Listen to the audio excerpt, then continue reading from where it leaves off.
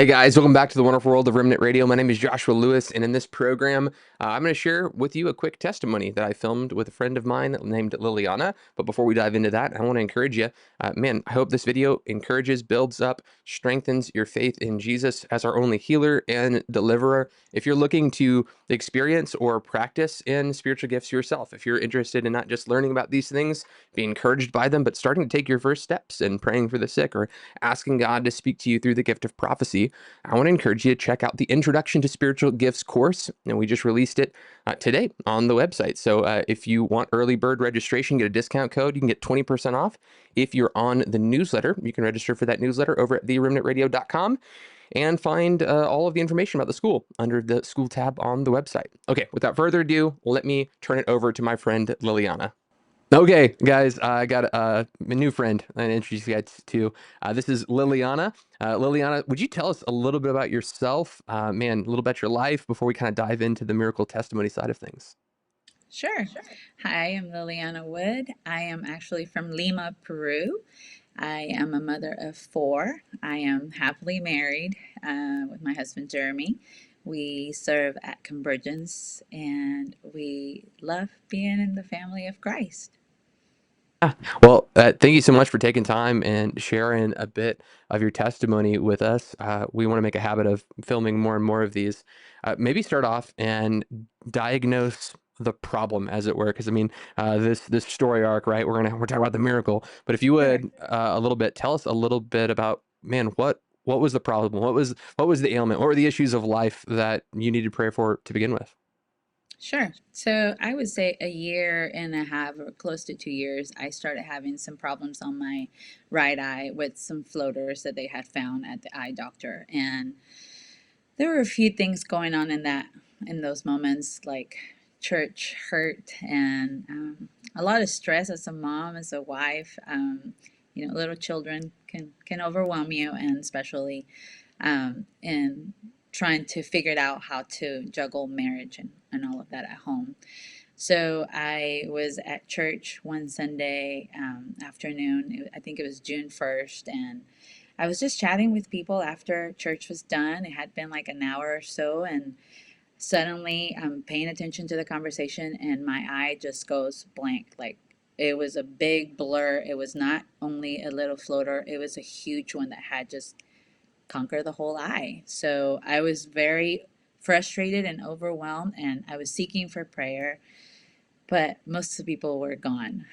So I walked back into the church and I saw Michael chatting with my husband and or another friend, Charlie. And so I desperately went to them and said, I need prayer. I need prayer right now. And I feel like this is happening with my eye. And so Michael just proceeded to kind of say, "Hey, Lily, when did this start?" It so I just started kind of sharing what happened, and he said, "So you have had some hurt from a church?" And I said, "Yeah."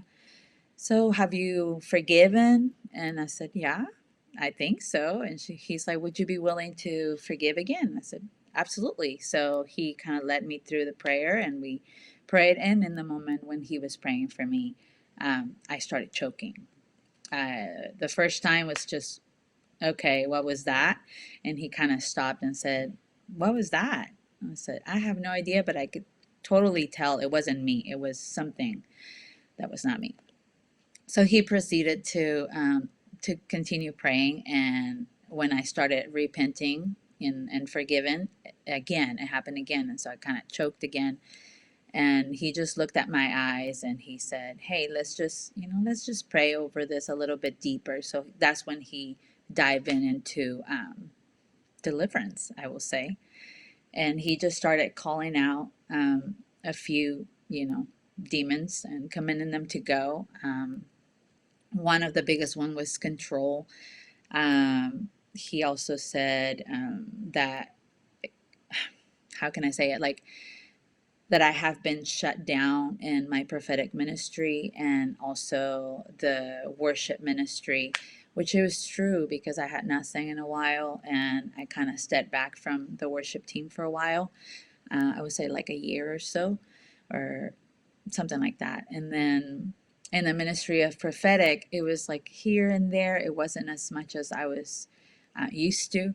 And so I felt a little stuck and I had a lot of questions, and the frustration would just kept going higher and higher. So um, there's so much involved in there, like even with just, we host house church here at our house, and our relationship was just very bumpy, and it was just very frustrating that I was not feeling myself. And so in that moment when it happened, I just started crying. And then Michael tells my husband, "Hey, Jeremy, would you hold your wife and start praying for her?" And he said, "Yeah." And so he started praying for me. And when he started praying for me, I felt something broke. And when that broke, I just started crying even harder. And Michael just decides to ask me, "How is your eye?" And I mean, in the moment was really funny because I'm like, "Hello, my eyes are really full of water right now." So give me a second. I started cleaning myself up. And um, when I cleaned my eyes, I looked up and it was all clear. And of course, I lost it all again in tears. And I just praised God and I thanked Him. And I could say that right after that prayer, I called my worship leader and I told her that I was willing to come back. Hmm. And I have felt the Lord just speaking so clearly to my ear, that I can be used in the prophetic ministry. Jumped on that again, and I have been so blessed since then. I'm not saying everything is roses, but I definitely something broke that day, and my eye still healed. I went to the doctor, and I testified that my eyes still heal, even though my doctor said that was cute. I actually told her that was not cute. That was a testimony that I'm sharing with you. You can I think love it's that. cute, but I will say I praise my God for it. Yeah, yeah. Stick up for yourself. I think it's good. The okay, a couple things. So you've got in this story, you said, hey, there was some, you know, how you described it as like kind of turbulence, marriage turbulence, right? We're not at odds, we're not Yes. at war, but there's some turbulence going on here, and the fact that Michael kind of knew by way of revelation, hey, hug your wife. And Yes. that was instrumental in seeing this broken. The fact that he kind of picked up on some discernment there that, hey, Mhm. this is some kind of involuntary manifestations that are taking place as you're walking through this process of Yeah. forgiveness.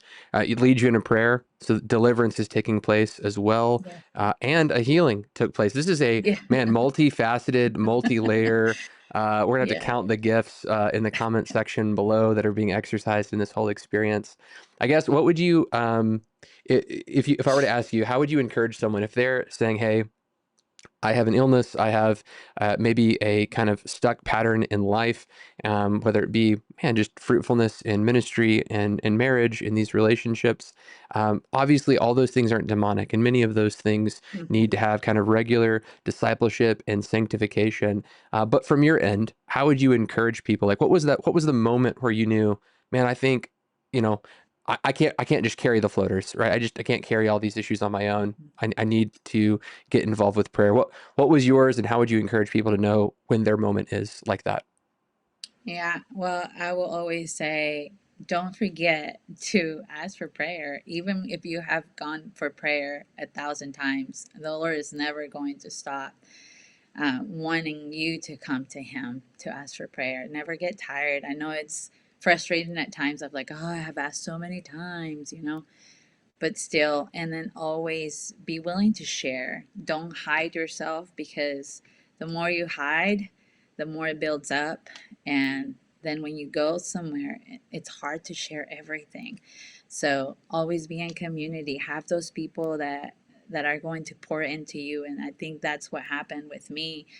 I am always willing to do and pour into people, and just doing the work that the Lord has called me to do. But in that case, I was forgetting about myself. I was forgetting about asking for prayer. And I just encourage everyone, don't ever stop asking for prayer. That's good. Did you have any suspicion whatsoever that this might have been demonic, or you're just like, these are just floaters and they're they're becoming bad and I got to get take care I of it. had no Like, idea that was, things that I was holding in, frustration, stress, control, not so much from me, but from all the things that I was, carrying, the burdens that I was carrying, and I'm not God. And so I yeah. was just being weak, and in my weakness, I ran to the Lord.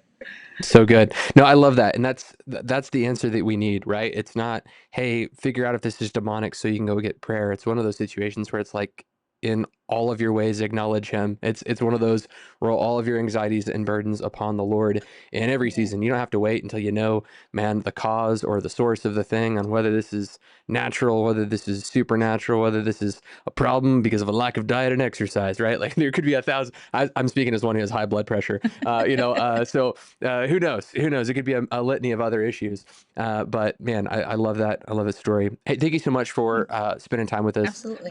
and sharing that testimony. Very, very thankful. Absolutely. Thank you for inviting me. Yeah, yeah, yeah. Super thankful for Liliana to come on and share her testimony. I know that requires a lot of vulnerability to kind of come publicly and kind of share these stories about healings and deliverance, but I'm thankful for her, and I hope it encouraged and strengthened your faith as well. I know I mentioned to some of you that might be interested in growing in spiritual gifts that our Introduction to Spiritual Gifts course has just opened today for registration, but also want to remind you, if you're not able to give 10 weeks of your time for that small group discussion and practice time, to watch all these videos for the next 10 weeks, maybe get a family vacation, but you still want to grow in these things, you can always check out our conference in Houston, Texas, coming up this fall, where we're talking about healing and deliverance. So it'd be a great way to get started in these things as well. Guys, thank you so much for tuning in. Hope this video was an encouragement to you, and we'll see you next time.